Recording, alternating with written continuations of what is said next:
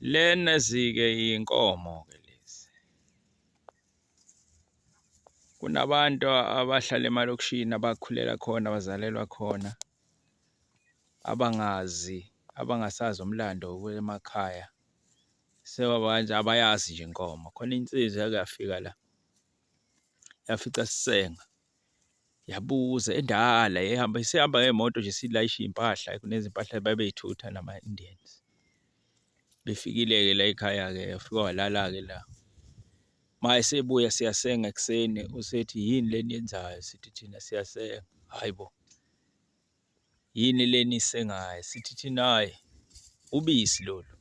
Wathuka wababaza, ubisi luqhamukaphi ubisi? Athi ubisi lolu kuthiwa milk lolu eniyithenga ey'tolo luqhamuka kulesi silwane lesi enkomeni.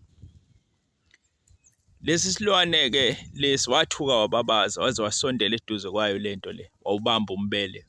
Wathi yaqala-ke ukuhamba ukubona wazi ukuthi yena kunefemu nje ekhiqiza ubisi.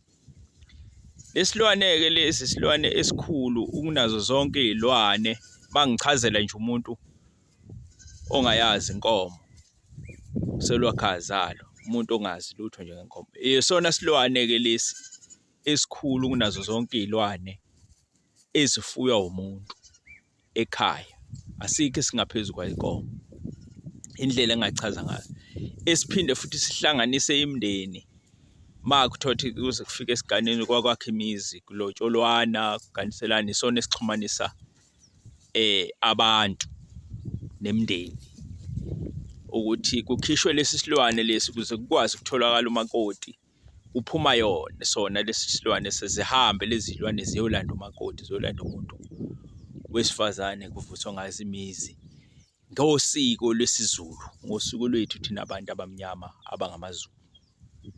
So lento ngiyenza ngesimabomu ngokuthi lezi iy'lwane lezi siyabona ukuthi ngendlela esiphila ngaso, impilo esiphila ngayo manje sohamba siphele ngoba nanohulumeni uyalwa ukuthi siphele ngoba akakwazi ukusitheksa. Umuntu ofuye lesilwane akakazi ukusitheksa, umuntu uyayidayisela nje inkomo yakhe ayithekiswa ndawo. So siphethwe uhulumeni-ke onjalo. So njengamanje siyahamba ukuthi isizukulwane ney'zukulwane zizohamba zizwe ngendaba ukuthi kwaba nenkomo.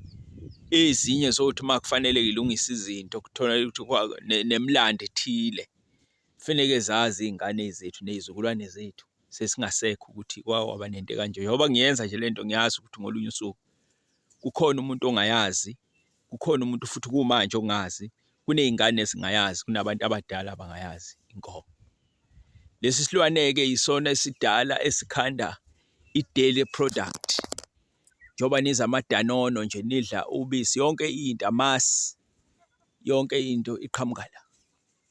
Abelungu bayayifuya-ke lento bekhande amapulazi, befuye inkomo o-Friesland, unohlobo oluthileko lwey'nkomo.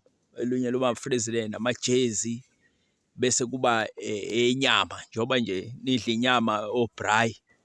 Umuntu ethi sidla i-braai ye-boerewors noma i-wors noma inkomo isuke ithathwa la. Yonke lento i-product yalesilwane lesi.